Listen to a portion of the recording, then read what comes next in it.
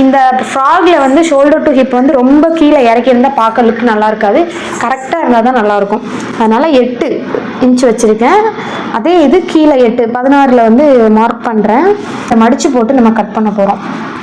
நான் வந்து சும்மா ரேண்டமாக கோடு போடுறேன். உங்களுக்கு கோடு நேராக வராது அப்படின்னா நீங்கள் வந்து கட் பண்ணும்போது நேராக கட் பண்ணிடுவேன். நீங்கள் வந்து ஸ்கேல் கூட வச்சு யூஸ் பண்ணிக்கலாம். இப்போ கட் பண்ணி எடுத்துருக்கேன். இதை வந்து நான் 2ஆக மடிச்சுக்கிறேன். கழுத்து இறக்கம் வந்து பேபிஸ்க்கு வந்து 3 போதும். இந்த கழுத்து வந்து 1.25 வைக்கிறேன். ஷோல்டர் வந்து 2.5 போதும், தாராளமாக போதும். நெக் வந்து என்ன கழுத்து நெக் வைக்கலாம்? ஸ்டார் நெக் வைக்கலாமா? கோல் வந்து இவங்களுக்கு வந்து ஒரு 4 வைக்கலாம். இந்த வளைவு மாதிரி போட்டு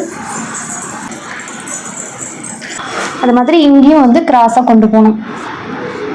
சில இதில் வெட்டும் போது வெட்டுவேன், இல்லைன்னா தைக்கும் போதே அப்படி தைச்சிருவேன்.